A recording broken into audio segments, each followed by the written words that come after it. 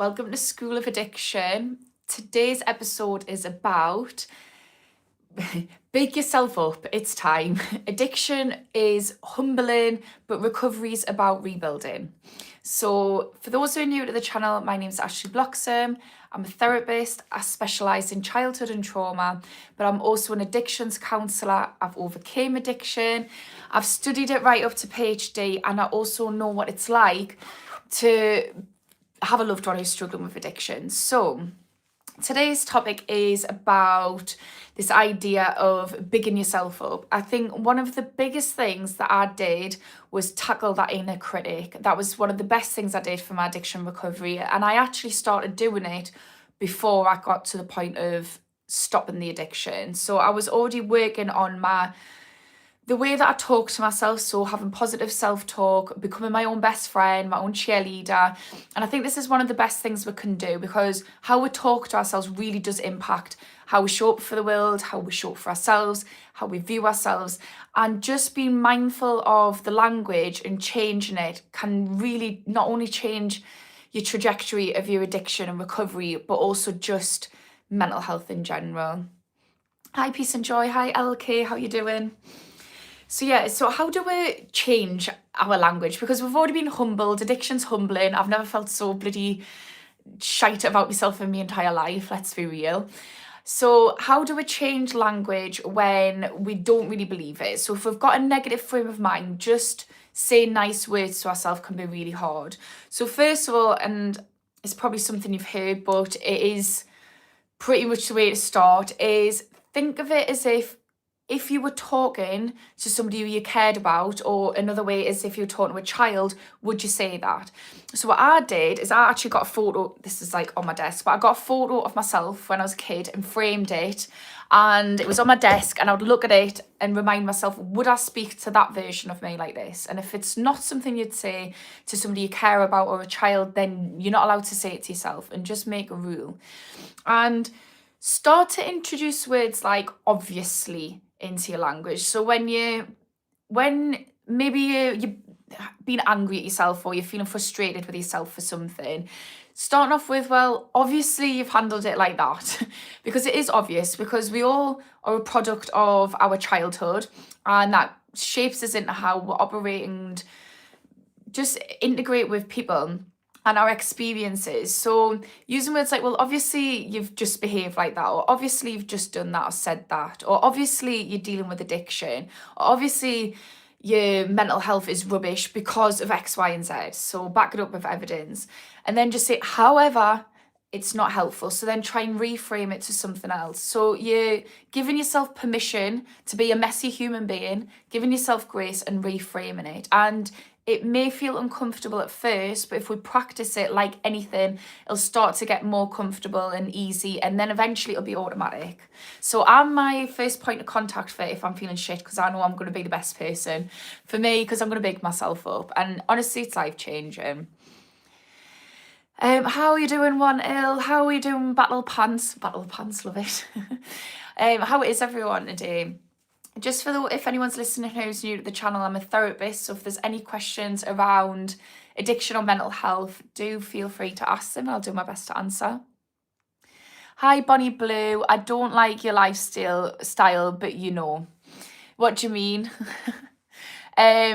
Sandra, I respect you as a person. Thank you. Look, we don't like to have everyone. We're not always everyone's cup of tea. My friend used to say to us, if you were everyone's cup of tea, you would be a mug. So let's not be mugs. Aisha, LMA. Oh, I don't know what you're laughing. What's that laughing my ass off? I don't know what your ass is getting laughed off for there, Aisha. Danny Diamond, what's good? What do you mean, what's good? Nam Rafini, is your boyfriend jealous of all the online attention? I've never asked him. He doesn't come on my channel. He came on once. And I freaked out massively. He asked us a question. I was just like, oh my God, please go. I can't imagine it's nice. I wouldn't like it, but I try to ignore it and be respectful. Peter Lowe's, Newcastle, Sunderland, Newcastle. Well, actually, I grew up in South Shields, but lived in Newcastle for quite some time. Do you know who Bonnie Blue is? No. I don't. Who is Bonnie Blue? Ryan, my wife is divorcing me because of my porn addiction. I can't stop it. Even if I do, she isn't coming back. Oh, I'm so sorry about that, Ryan. I don't know if you want to have a one-to-one that's free. You're welcome to do that. I've worked with porn addiction or sex addiction quite a lot. I think that's a common thing as well why people would come to us, was because it's destroying their relationship. So like, I don't think that's helpful but what I'm trying to say is that's common, that what you're going through. And like you're saying, not even being able to stop it is also very common to have happened. But I'm really sorry that it's got to the point where she isn't coming back. That must be really hard for both of yous. This is the thing with addiction though, it's like, it's something where we're not choosing necessarily to be in that position, but then we know that we can choose to stop, but it's a really fucking difficult choice. And I don't think anyone would choose to impact the relationships and the life for addiction. Nobody would choose that. So I'm really sorry you're going through that. Hi everyone, just passing through. Royal saying, Royal Cowboy, hello everyone. Hi bro. Hello to you, bro. I don't say bro, but my son says it all the time. Peter Lowes, Manchester. Oh, I love Manchester, people from Manchester. I used to have friends from, where was it? It'll come back to us. I had friends from Manchester, I can't think of the place now. My mind's gone blank. It'll come back to us though. Am I a Newcastle fan? Yeah, I don't watch football anymore, but I used to be in the Magpie Club. I used to enjoy it when I was younger. What's your opinion on people farting in their hands and smelling it? I don't think I need to have an opinion on that, to be honest. You know the 5 cardinal rules. What are the 5 cardinal rules? Has anyone got any questions on addiction or mental health? That would be, that's what we're here for, guys. I can answer. I can skirt past questions about farting in hands, but it'll be better for everyone if I answer questions around addiction and mental health. Anthony said, "Do I snore?" I wouldn't know. Would not know. I'm asleep. Right, Christian. Hello from Romania and happy 2026. Hello, Christian from Newcastle. How's everyone finding 2026? Has anyone got any New Year's resolutions? Is that your real hair colour? This is like dyed out, washed out a little bit. That's my natural colour. So yeah, ginger. Can I get a nationality in your country? I'm from Pakistan. I don't know how all that works, how immigration laws and stuff in our country, to be honest with you. It's not my forte. And peace and joy may be helpful for everybody's information is first consultation free and then it costs after that. No. So what I don't do is do counselling. I am a counsellor, I'm a therapist, but I'm trying to move in a different direction. So I don't do counselling, but what I do is I give a free one-to-one session for people who are in dire straits, because as much as I can sit here online, I don't feel like it's ethical just to be answering questions around mental health and addiction just through one or two sentences. And also there's probably people watching who don't want to talk about stuff through comments. So what I do is I give a free one-to-one. I'll give some personalised stuff there, so like a little bit like a psychoeducation type thing. I don't like to frame it as counselling. And then I'll find out which area you're in and country and try and get you to the right people. So if you want in counselling, I'll try and find local services in the area, perhaps charities around whatever situation you're dealing with or whatever. So it's, yeah, I don't charge at all anyone. And I've turned down opportunities to do counselling. I'm not here to make money off you. I'm just trying to be ethical. I've just seen 2 seconds. I've ended at the top. Hi, Deathhawk, how you doing? Right. Sandra Social, you do analysis Bion style. What do you mean by an analysis Bion style? What's Bion style? Right, the Belenga, how to deal with rejection. That's a really good question. So I'm going to think about this to try and come up with something that, because I've got a few different things swarming around my head. So personally, I used to really struggle with rejection because I've got ADHD and autism. So part and parcel of that can be, not always, but can be rejection sensitivity. So first of all, what I did and what might be helpful to you is remind myself that think about why I'm feeling so sensitive to rejection, because nobody likes being rejected, but if we're having a really over the top reaction, that might be because of our childhood. It might be because we've got some kind of underlying mental health disorder, like an highly sensitive person, etc. So knowing why can be really helpful for disarming it, because when we're feeling rejected, we can just name the truth. So this is hitting hard because I'm autistic and I'm extra sensitive, or this is hitting hard because my childhood rejection was a very big deal. So first of all, name the truth, and that gives you a chance just to bring the prefrontal cortex of your brain online. Second of all, remember that think about what the rejection is. So if it's from somebody who we trust and we care about, that's a boundary. And again, boundaries can feel really uncomfortable when somebody's saying, I don't like that, or I don't like the way you did that, or I don't want to do this, I don't want to do that with you. That can feel really heavy if boundaries have been something that's, been painful as a child. So for example, if we've got a parent who's really shouty and harsh or abusive, a boundary might feel really uncomfortable. So assess, is this just somebody asserting their needs? Like, is this just them being open and honest about their inner world? If that's the case, then just say it's understandable. I'm feeling a big impact from this. However, this is just them telling us how they want to be loved, or how this relationship can be good for them as well. So that can be helpful.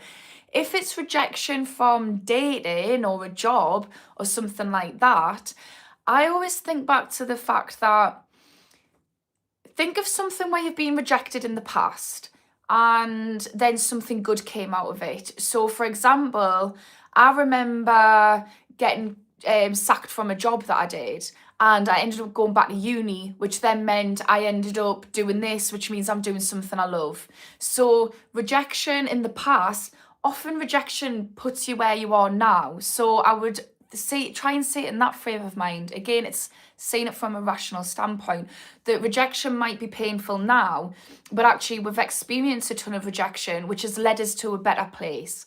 So just breathe and say, okay, that happened, I can't control it. However, it's probably going to end up being a good thing somewhere down the line. There'll be a point where I look back and think, thank God that idiot rejected us. Thank God I didn't get that job at that shitty place, because now I'm doing something I love, or whatever it is.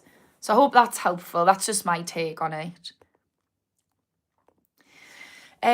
Robbie's saying, I've been drug and alcohol free for 13 years, feel better mentally and physically. Love that for you.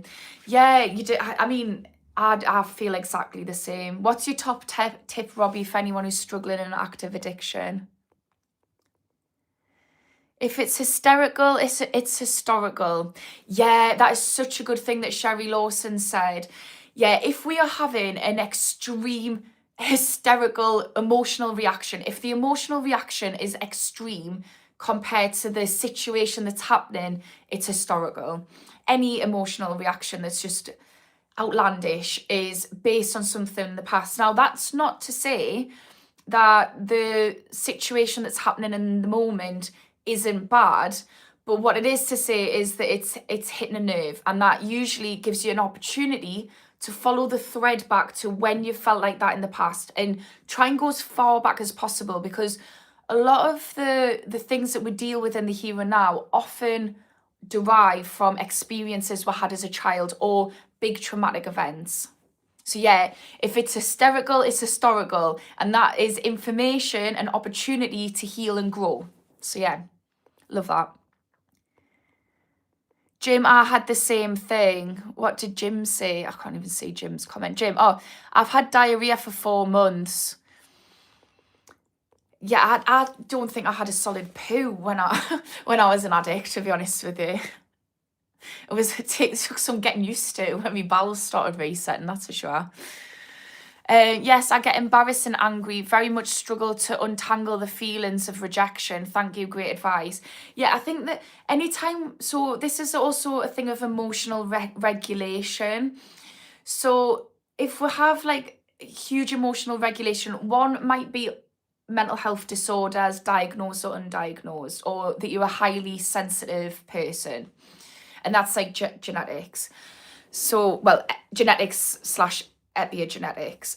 But when we're talking about emotional dysregulation, no matter where it came from, it's a really helpful skill to start to be able to manage that. And rejection comes under that blanket, but also so does cravings, so does anger, just anything where we're just flying off the handle and hysterical. So one of the things to help with emotional regulation is, first of all, calm your nervous system always. So breathe until you feel yourself chill out. So if you think about like when your emotions fire up thick and fast, that is your limbic system, and it's basically your body's just going whoa into fight or flight really fast. And if you think of that like your body's accelerator, so we need to hit the body's brakes. So breath sounds really lame, actually very important, because that's your brakes. So when we're thinking about breathing, there's a lot of ways to do it, but essentially, if you just remember one rule, breathe out longer than you're breathing in. Because when we're emotional, our breath gets shallow, and that's part of fight or flight. So like getting ourselves geared up to fight or flight, whatever. So we need to do the opposite, because we're hitting the brakes, and breathe out longer, slow our breath down, concentrate on that. Once we've regulated our nervous system, and that also looks like relaxing your body, you do a body scan head to toe, just relax it all bit by bit. Then start to think rationally. So, right, I'm acting a little bit OTT here. And like just have a little laugh at it, and then say, right, why am I acting OTT about it? And think about, that's where we start digging into our past. Once we've done that, then we can just approachly calm whatever it is that we're dealing with, whether that's addiction cravings, whether it's rejection, whether it's whatever it is, like we're feeling angry, someone's pissed us off. Another way that we can do this as well is you can use AI to hash out what you're doing, because AI acts like a soundboard. So you can just sit there and just calmly rationalize, state, because it's a machine, I need to chill out, help us calm down, and I'm having a huge emotional reaction to this. Can you help us navigate it and think about it rationally and where it might be stemming from? And it'll help you sort of navigate it. So yeah. It's Tico. How you doing, Tico? Tomu, it's nice to see you again. Best online chat. I love that. Thank you. Make me head swell here. I really enjoy this, to be fair. I like chat news. Especially like seeing me, the same people, like same faces. It's nice. Royal saying, Jim, I was sick for 6 months with diarrhea, but I think it went away. Do you think it went away, or do you know? Because I feel like that's something you'd probably know. I'm just joking with you, by the way, Royal. But yeah, that was, I mean, is it IBS that you're dealing with? Like usually that's stress induced. So are you stressed? Because that really affects your gut. There's just, your gut and your brain is very linked. So if we're stressed, it can affect that. But also there might be some other stuff. So I'd always say go to seek healthcare professionals. Yeah. The Belinga is saying golden advice. Thank you. You're welcome. Stephanie is saying girls are very addictive for me, and I love that pretty is a more to that. Well, look, we can be addicted to, like, so attachment is very much like drug addiction. Like we can be addicted to relationships, we can be addicted to the chase, the thrill, we can be addicted to ups and downs in toxic relationships. Like it's not just drugs and alcohol and porn that we can be addicted to. Oh, thanks, Tico's. Tico's saying if you need one-to-one personal support, please reach out, Ashley. That's my website. It is free, guys, I will say. And because somebody asked us before, I couldn't pin it there. Because somebody asked us before if I lead on to charging for sessions, no. I'll send you to the places that will be more helpful. Daryl's saying, Dave, you're not a scumbag, you're just weak. Right, I didn't see that comment by Dave. I don't think anyone's weak or a scumbag, but I don't know where Dave is. Campbell's saying, were you on Byker Grove? No, I wasn't, but I used to live right next to Byker. It was at the top of my street. Very rough. Not gonna lie. I don't know where that person is that you're speaking of. There's quite a lot of comments, so some of them are getting lost. Kenny's saying these days nobody owns up to the faults or wrongdoings. You can't move forward till that's addressed. Yeah, it's really hard. I used to really, really struggle to take accountability. Still can't say it's my favourite thing in the world to do. Like, there's nothing worse than having to go with your tail between your legs and say, like, oh, been a messy little human over here. Soz about that.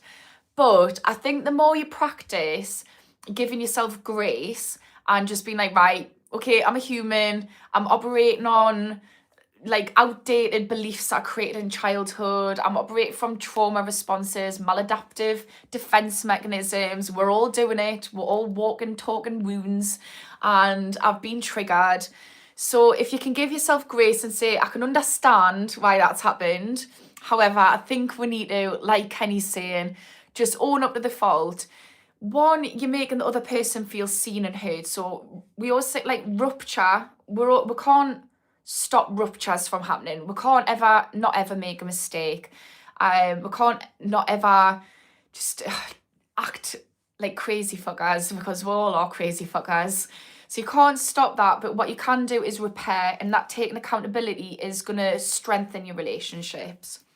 So yeah, give yourself grace. And the more you practice giving yourself grace and saying, okay, I'm a messy little human who's made a mistake, the more you'll be able to give other people grace, which means we stop being so defensive. So we're not blaming ourselves, we're not blaming others, and you start to be able to navigate relationships, whether that's friendship, co-workers, romantic, children. You start to be able to navigate those relationships with it's us against the issue, even if I've created the issue or you've created the issue, as opposed to you against me, because it just removes defensiveness. So yeah, love that, Kenny. Fully agree. Sandra, really, I have a problem with cigarettes, but I'm handling it. You cannot help me, but it's a terrible addiction that I try to manage. Oh, Sandra, yeah, that's my last thing. Not cigarettes, I've moved to vapes. Not sure that's any better, to be honest with you. At least I would only have X amount of cigarettes a day. Well, we call them tabs in Newcastle. So I'd only have so many tabs a day, but vaping is all day, every day. It's really hard. The Belgana, it is so complicated, but religion, culture, childhood experiences of rejection run deep. Yeah. Religion, yeah, all of these. The thing with religion can be so helpful to people, to some people, but also it can be really damaging in the sense, for some people, it's that feeling like you're failing morally, and that can be really hard. And yet in culture, absolutely.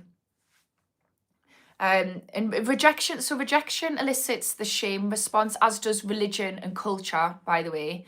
And what shame's role is, they believe, is to keep us safe, because we're supposed to be in tribes. So shame and gossip are two things, like two sides of the same coin, where basically what they do is we are dependent on a little tribe, and if we do something where we're going to get rejected from the tribe, that would have been a matter of life or death, because if we're not with the tribe, we're going to get more likely to get attacked by predators, less likely to be able to look after ourselves food-wise, etc., and procreate. So really bad. So what the shame response does is that allows us to keep ourselves in check, because if the group is not liking what we're doing, that's a threat to safety. So shame makes us feel stuck and change the behaviour to fit in with the group. The thing is, we're not living in a tribe of however many million people there is in the world. So shame can now actually be really dangerous and actually isn't keeping us from surviving, but actually causing more harm than good. So again, understanding shame's role, we can start to say, okay, I'm feeling shame because of rejection or because of my past. However, it's actually counterproductive and doesn't serve a purpose. So I'm just going to chill, breathe, give myself grace, move on. And the more you practice that, the less shame will have a hold on you. Hi from Romania with love, new subscriber here. Thank you. Yeah, if anyone could subscribe, that is a super free way to help the channel. So I'd appreciate that. But obviously, if not, that's fine. Campbell, I was rejected by a girl when I was in high school. I got back at her by dating her grandma. We dated for a couple of years, but she passed away from old age. Right, don't know what to say to that, so I'm just gonna it's like, you've seen them memes where it's like when you get a text from your mum and you just move on with your day. I feel like I'm gonna do that.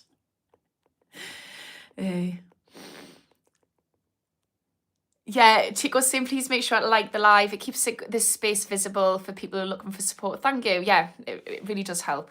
It helps get rid of the right people. As long as a person tries to explain, they will never reach a conclusion. Get the information or explanation from its source. What do you mean by that? Matilda, Mort.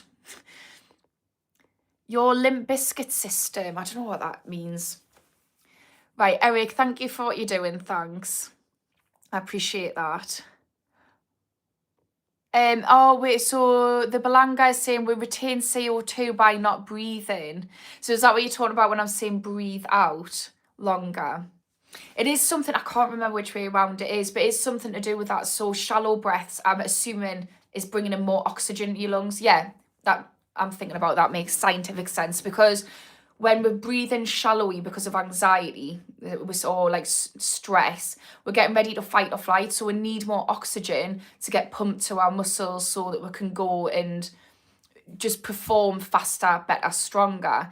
So when we're breathing out, like more out, I assume that's the opposite for carbon dioxide. Sandra's saying breathing advice is huge. It is real. Yeah, it really is. And the thing is, the way I like to talk about like the neuroscience, like frame it as accelerator and brakes, which is what Basil van der Kolk talks about it like. And he talks about the body keeps the score, so trauma. But when I first got taught about breath work, when I was training to be a counsellor, I remember thinking, what a pile of shit. Like this, like everybody breathes, get real. But I was getting taught it, so I thought I'm going to research it. When I started researching it, I thought, actually, that makes sense. So it's all about calming your nervous system and regulating your nervous system. The other thing is as well, so like breathing is super important, but also mindfulness. That's another one where I thought, that sounds so fucking woo-woo. I don't want to tell my clients. So again, researched it, and exactly the same thing. Neuroscience really supports the benefits of mindfulness. So yeah. Sandra's saying, guys, stop trolling this nice lady. I say this all the time, but the trolls actually really help, because they tend to send more messages than the people who are actually seeking support or being kind. So it drives my channel out more. So they're doing the legwork. So I like the trolls. You're welcome to stay, as long as you aren't being mean to other people. Kenny, whatever happened to hey, wake up and get a grip, son? Got it. Love you, now get up. Yeah, I loved the way you said, love you, now get up. I'm like that to myself. So I spoke about negative self-chat this morning. Now, it's like this new gentle parenting pandemic that we're in. So like sometimes gentle parenting it's based off research, but sometimes people take it very extreme and they're like, no, don't hurt yourself with that knife. Like, no, we need boundaries, guys. We need to be firm but fair. And it's the same. So when we get rid of negative self-talk, that doesn't mean we can't kick ourselves up the arse. Like, we can be kind to ourselves, absolutely, but we also need to hold ourselves accountable. So that looks like, I love you, but Howie, let's get this sorted. This is not helpful. Get up and crack on. And I do that to myself all the time. And I do it to my friends and people I care about. I do dish out home truths, but they're riddled and laced with empathy and non-judgment. So yeah, love that, Kenny. It's Tico saying, that's good advice. AI is extremely helpful for rationalising events. Yeah, I used to do a podcast called The Tarot Therapist. and it was given therapeutic strategies. And I had just started using AI. There was something called Ear Kick, and I looked to see if there was like an AI therapy type app, and I found this one, and I ended up contacting them because one of the fears I have for doing stuff like what I'm doing now on YouTube or podcasts in mental health is you're giving people information and then we're left and we can't process it properly. And I thought AI would be helpful for that. So I actually contacted Earkick and said, would you like to be in partnership for my my podcast? I mean, personally, I use ChatGPT now just because I use it for a lot of different things. So it made sense. But yeah, AI is very good for rationalizing events. The thing with AI is it's got the same framework as a therapist in the sense of when you get trained to be a therapist, you have to be honest, you have to be non-judgmental and empathetic. AI is encoded with that to the core. So although it's not a replacement for therapy, it can be a useful tool to help you build emotional intelligence through hashing things out. And also, if you ask it to help regulate you at the beginning, it can start to do that. So yeah, it is a good tool, not for everyone, but it's one to use. Eric saying, girl, you're the most helpful person I found. I felt a little bit welly then, thank you. Welly? I meant like welled a little bit in the eyes. No, thank you, I appreciate that. AI is very helpful if you don't have a therapist, Gronk. AI is leading in that area. Yeah, I would say it is. And the thing with therapy as well, as a therapist, so I would never say AI could replace a therapist. But what I would say is for a therapist, you might have 6 to 12 sessions. I know in the US you tend to have more, but in the UK, 6 to 12 sessions. And you have 1 hour a week. It's a 50-minute hour. So that means if you've got issues, you tend to bring the big juicy stuff to the session and you try to hammer it out and you've only got a certain amount of time. Whereas AI can help you build emotional intelligence, help you learn to know yourself because you can deal with the little stuff. You can deal with, I just felt like I wanted to cry because the shopkeeper looked at it as funny. Why might that be? Let's explore it. You know, this little things. And that can be just as healing as the big stuff. So yeah, I agree. But look, each to their own. I think AI is very controversial. Bones is saying AI can only read what the input is, breaks down barriers, but at least point in a way it's a bit lacking. Yeah, it is a bit lacking. And to be fair, I think we need to have a little bit of emotional intelligence to be building our emotional intelligence to begin with. But it can be useful. And I think it's just like any technology. It's like Google, you have to know the right things to ask it. So if it's going to be around therapy, I would always start off with, I'm feeling emotionally dysregulated. So can you help us deal with that? This is what's happened. Can you help us work out why that might be? So give it clean instructions on how it might help you navigate the situation instead of just venting to it. Because if we're just venting saying so-and-so's a knobhead, they just did this, now I'm fucking angry, it's just going to agree with you and say, yes, so-and-so is a knobhead. So we need to be specific about how we use an AI. And again, you can even ask AI, what would be the best way to navigate this for my mental health? So yeah. Davey's saying evening warriors. I love that. I think that people who've survived addiction are absolute fucking warriors because the majority of them have experienced trauma. And if you can go through that and go through addiction and come out the other side, you are a fucking warrior. Definitely. Modern day warrior. It's my first week without tobacco and THC. Love that for you, Peter. How are you finding it? Because I'm imagining it's taking its toll on you. That first 3 weeks are fucking grim, but I'm buzzing for you that you've managed to do that. Has anyone got any tips for them initial first 3 weeks for your name's just disappeared. For Peter, has anyone got any tips for them first 3 weeks that are grim? My top tip would be to try and distract. Like if you can learn a skill or do something creative, that would be really good. So I've said this quite a few times, so I know somebody who did beatboxing. That's really good for breath control. I was doing like writing. I wrote an article and then sent it off to try and get published.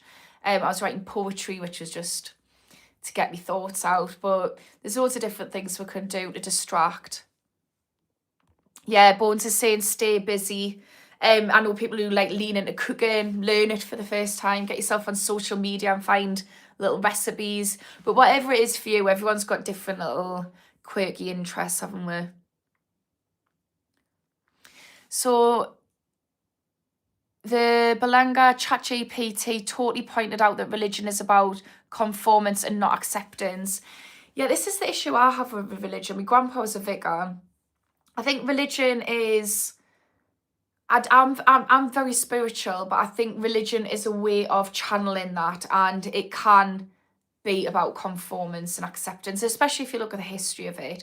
But I think faith and the underlying part of it isn't. I think it's how it's used as a vehicle.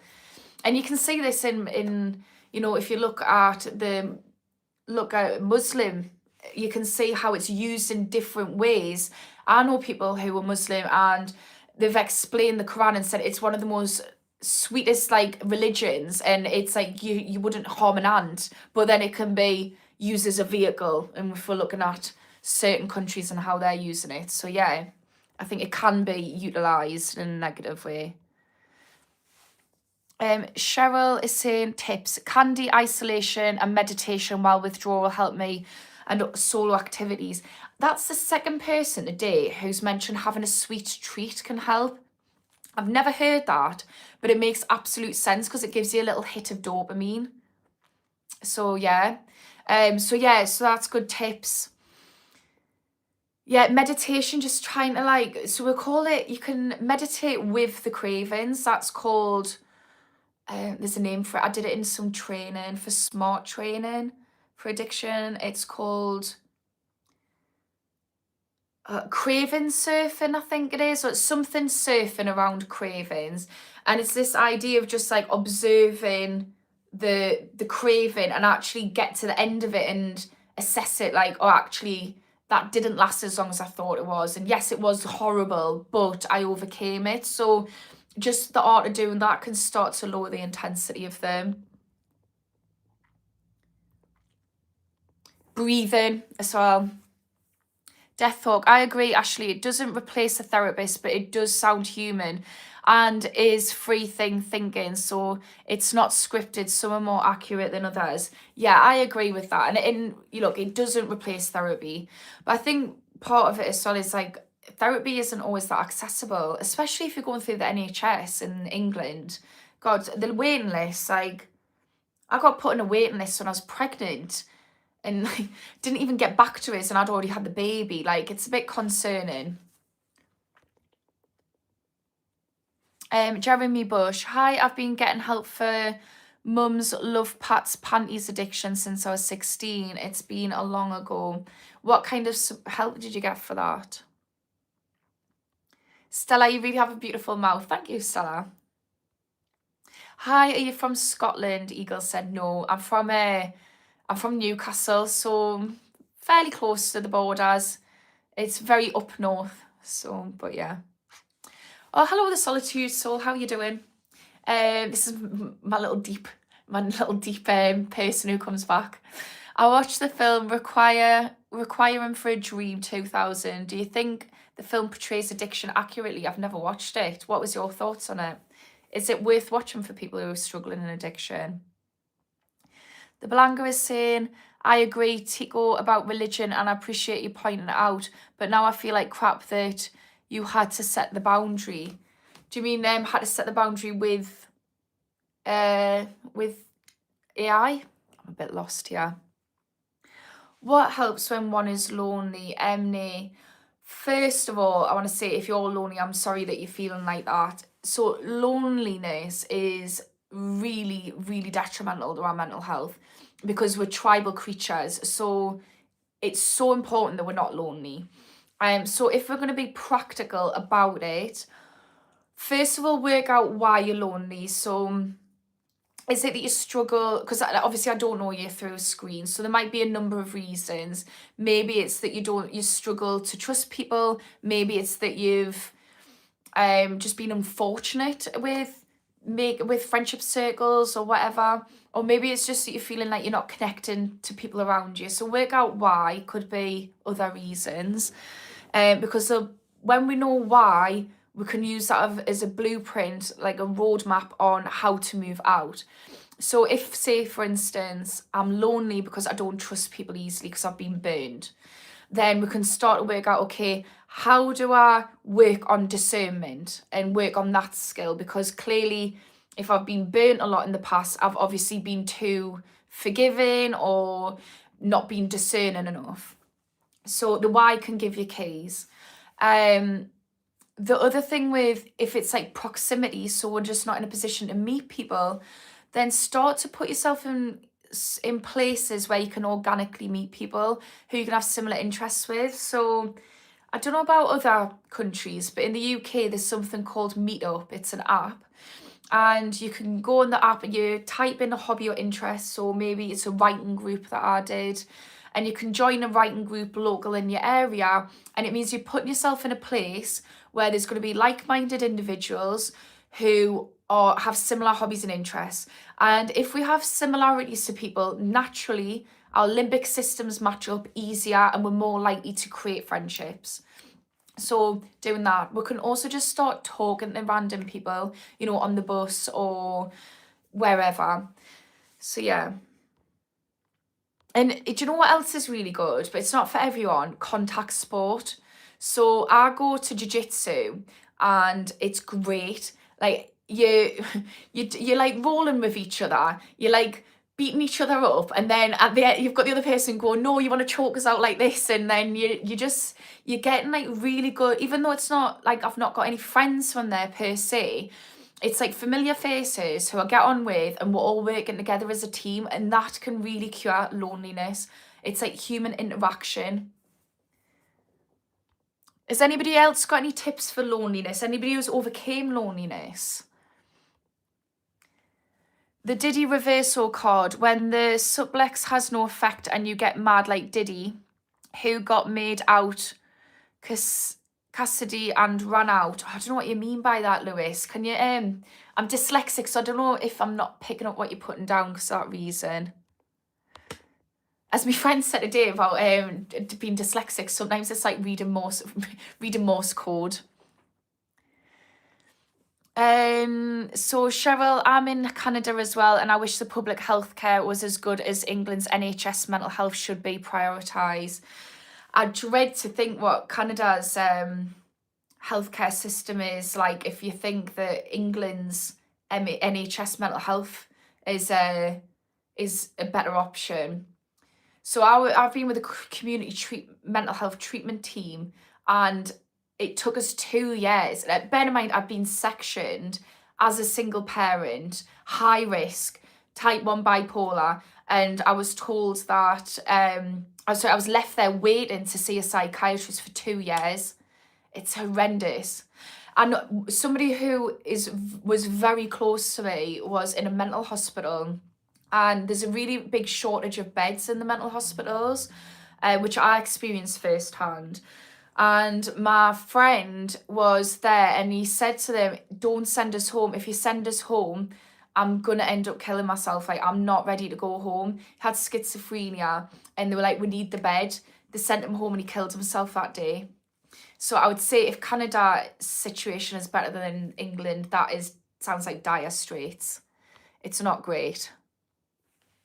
Which is such a shame. Like, it's such a huge shame.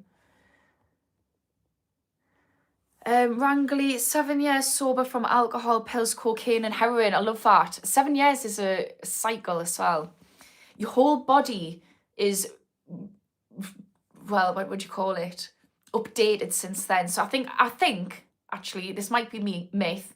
I'm pretty sure though, after 7 years, your whole body's went through a cycle of like all your cells being replaced. So like you are literally, if that's true, a brand new person now, addiction free. Ashley, when is the group starting this year? Next week. So I've got a couple of one-to-ones to do this week, but on Friday I'm going to give people the date. So I'm trying to find out with everyone I'm doing a one-to-one with what dates are going to be best. It's going to be on a Tuesday or Thursday, potentially both, depending on availability. Are you wanting to join Tico? Sorry, not Tico, Deathhawk. Howard, what's horrendous is an Englishman. Oh, that's just been removed. I don't know where that was going, but it's gone. UK, oh man, I have a friend. Oh, what's going on? I have a friend that is in a bad place with cocaine. He says he isn't, but I know he is doing it. How can I get through to him? UK, I would honestly say that there is probably little to nothing that you could say to your friend to make him stop. Because addiction recovery is the hardest thing I've ever went through. And I'm sure people can agree who've been through it. And it has to come from the person. Even if you manage to stop a bit, you're not going to be able to sustain it.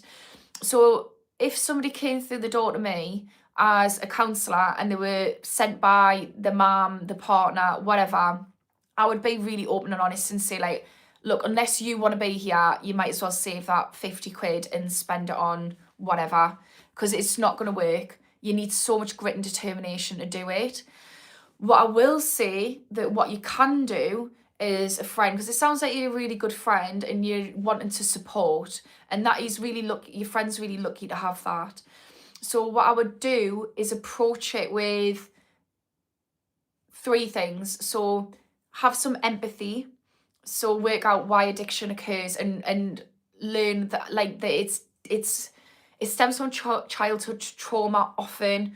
But if not, there's undiagnosed mental health disorders or something else going on. So there's a root cause, and then that produces some symptoms which the addiction is medicated. So if we can understand that, we can have empathy and non-judgment. But what's really crucial is that you have honesty, because that prevents enabling, so you're not adding to the situation. And honesty looks like thinking about what can you tolerate, and that might look like, okay, I need to remove myself. If it gets really bad or they're aggressive or whatever, that might look like I need to remove myself, like cheer you on from afar. It might look like I can only be around you when you're sober.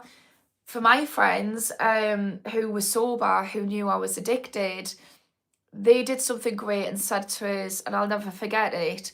It was my friend Scott, and he said, it's really sad that you're struggling with addiction. I know that must be really hard. So that was the empathy and non-judgment.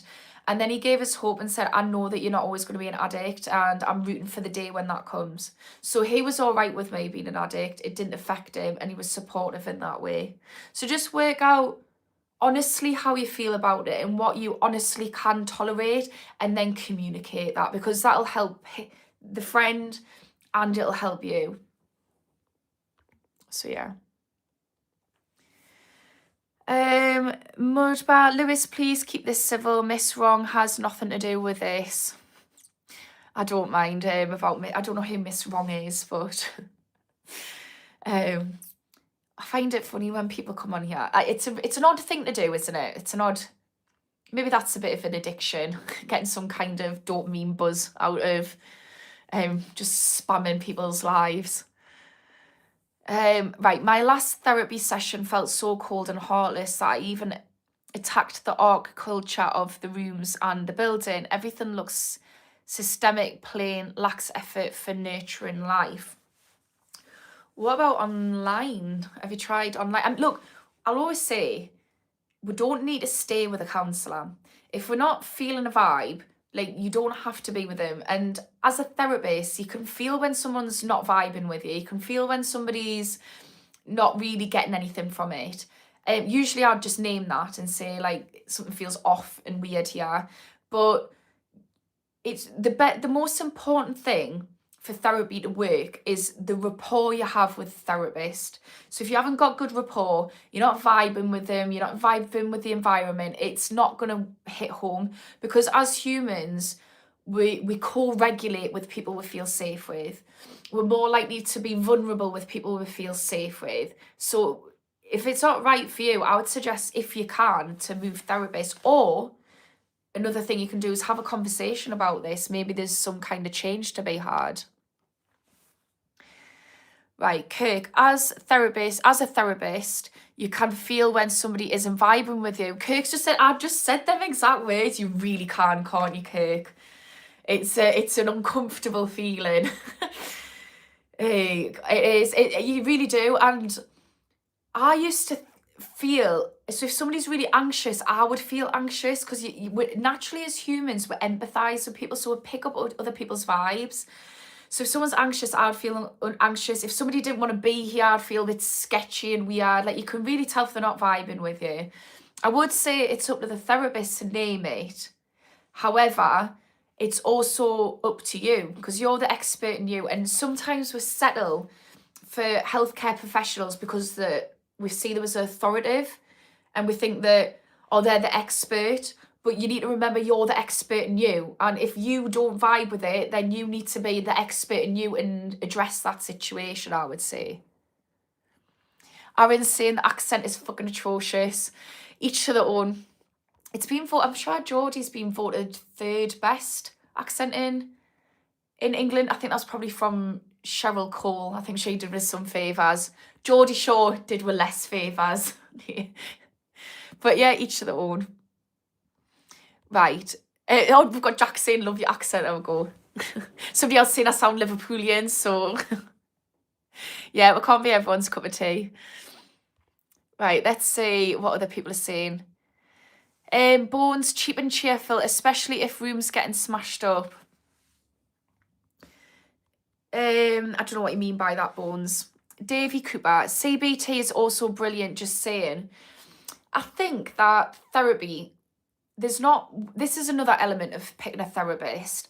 So the reason why there is so many different types of therapy is because we're all different human beings and not one shoe fits all.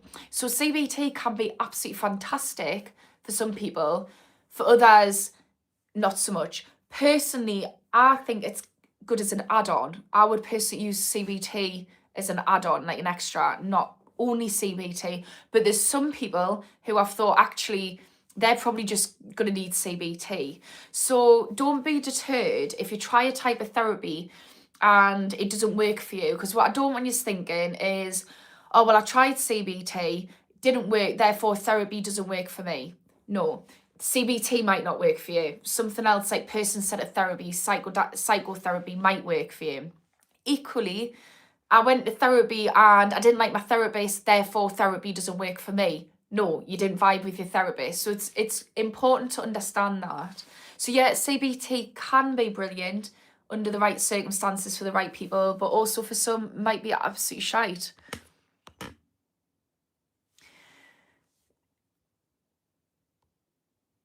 So Racy's saying, Steve, you got to chill right out. It's your mind telling you it's had enough of living in survival mode. Right, where is Steve? What have you said? Any advice on panic attacks due to addiction in the past? Yeah, so in a nutshell, Racy's right. Chill right out. It's your mind telling you that you're in survival mode. In a nutshell.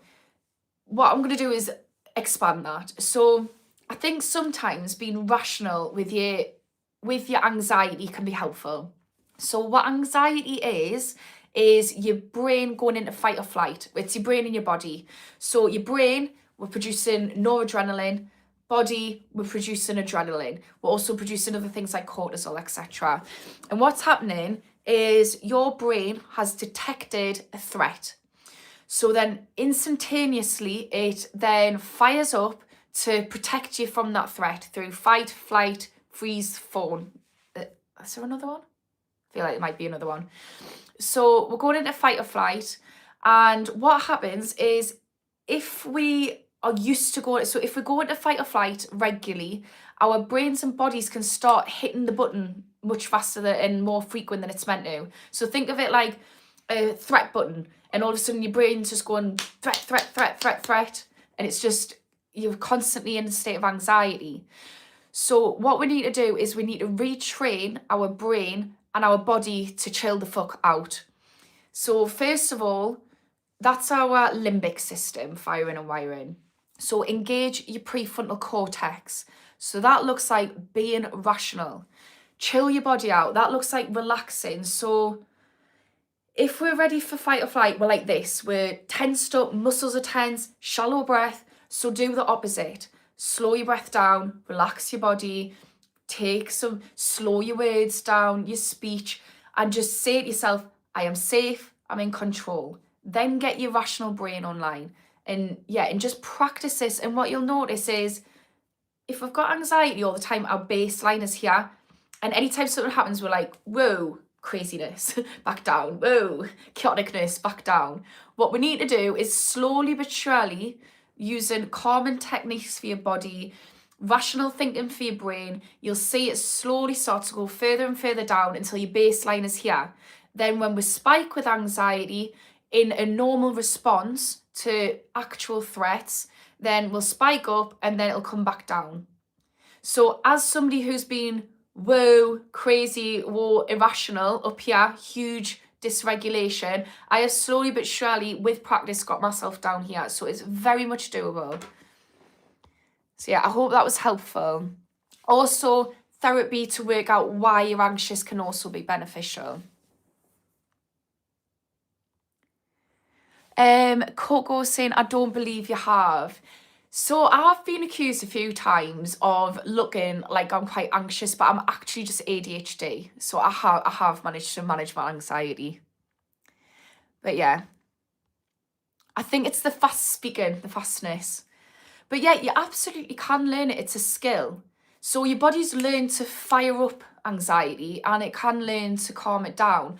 I think when I was learning to manage my anxiety, the missing ingredient that I had, so I was constantly working on my brain, therapies, self-help, etc. NATs, which is negative automatic thoughts, like tackling those.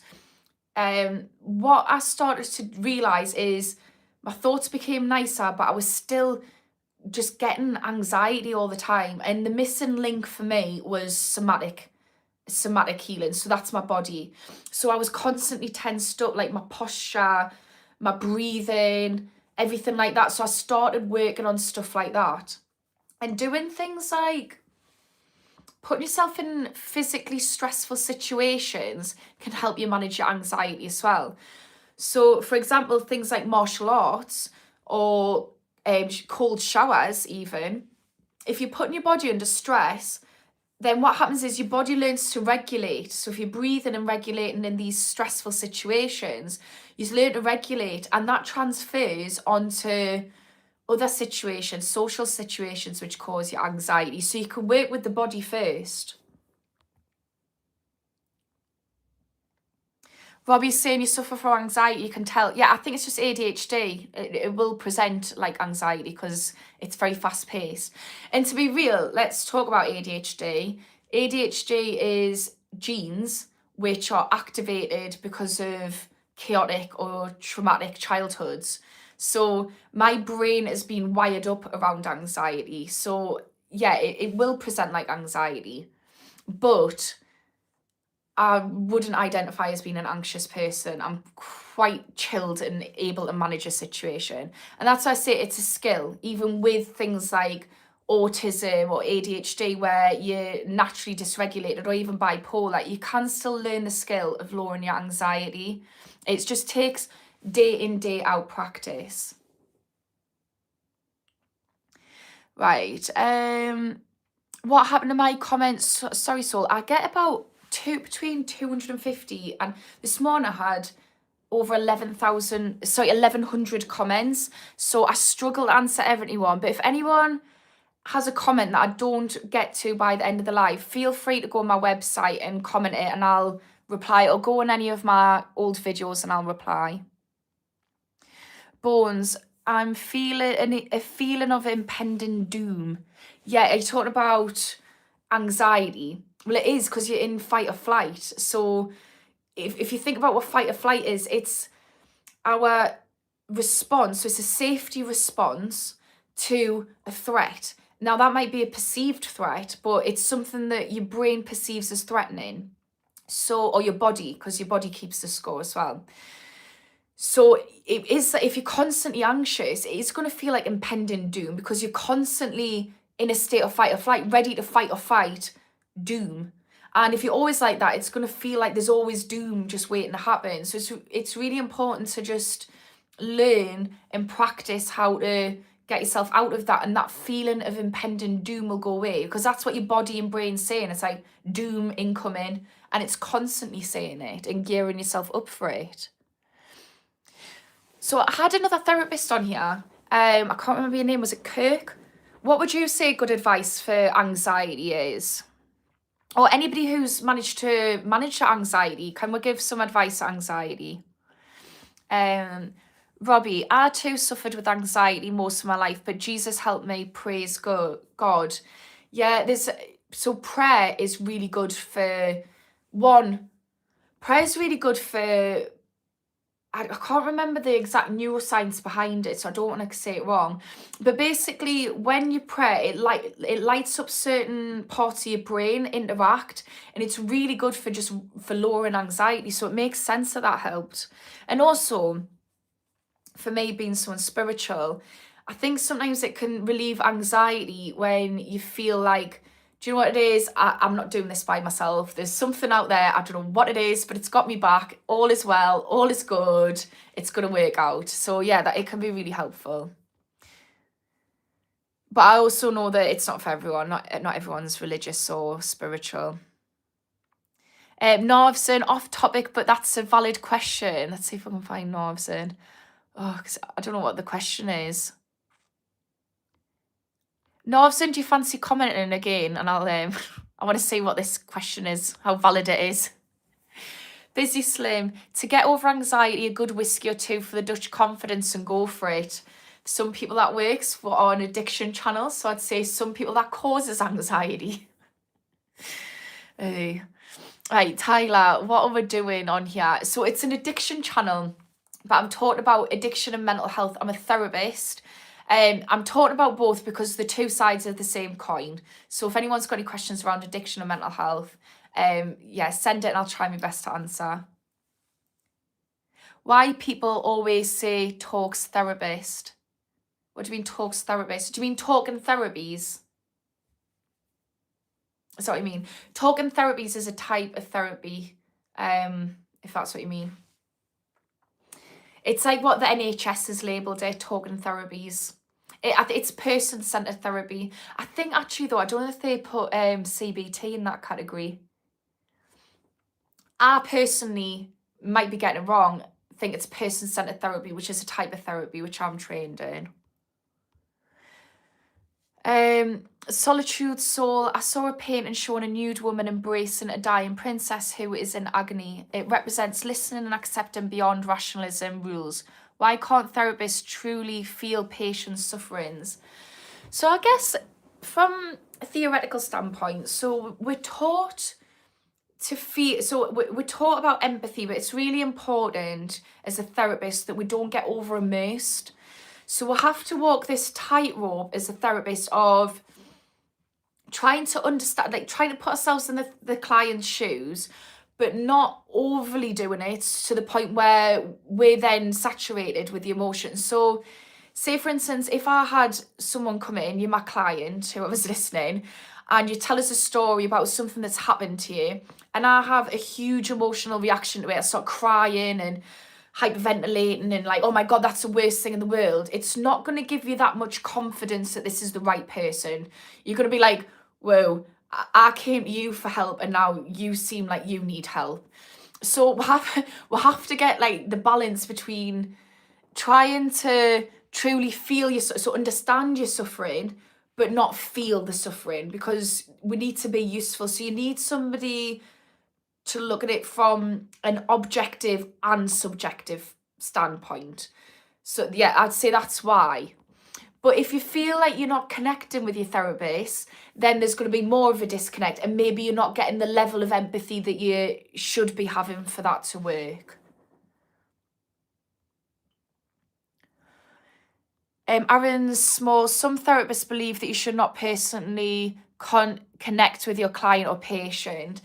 I think you have to have rapport with your client. If you don't have rapport, there is absolutely no, it's going to be shite. It's not going to do anything. But how that works for you as a therapist is going to be different. So I try and connect with my clients quite a lot, actually. But I know some therapists are more very abrupt, and, you know, and this is great because you've got loads of different therapists, and that's great because different people are going to need different people. Do you know what I mean?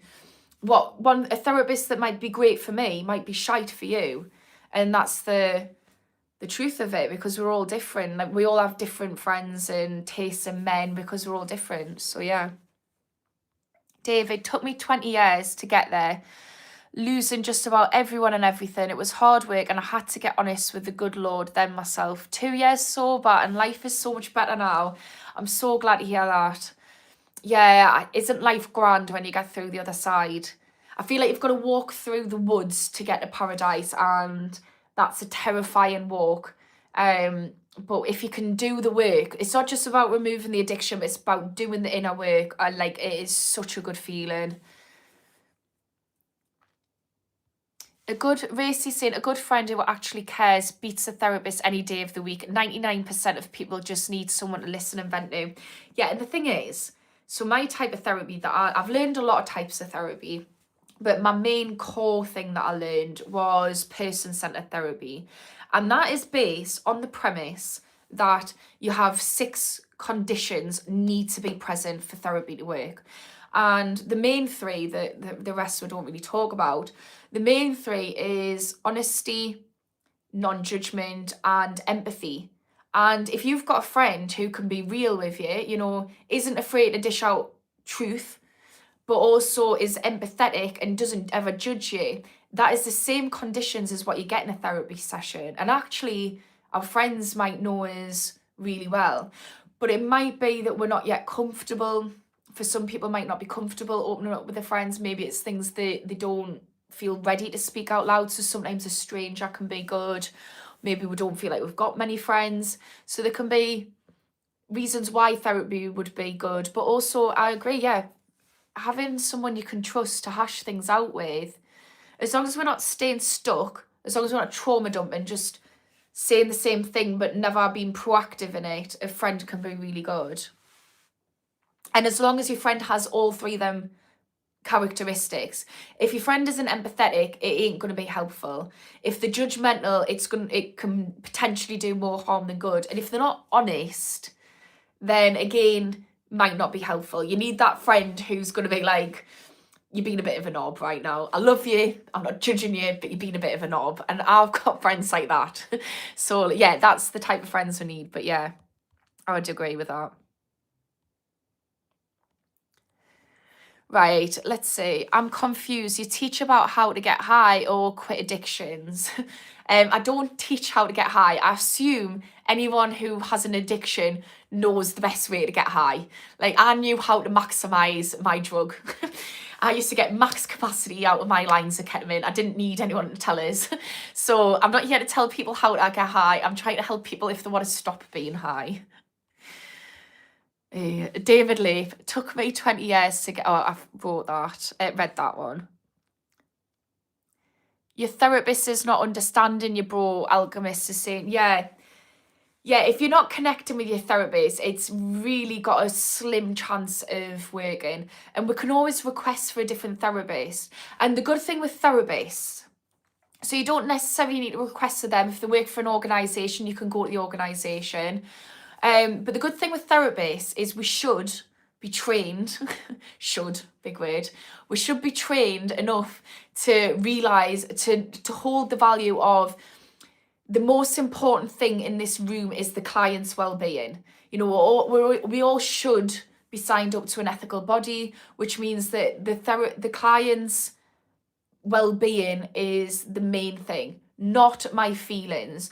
So if I've had it before where I've had a client and they've moved to a different therapist, as a therapist, it's my job not to take that personally. And if I do, take that to supervision.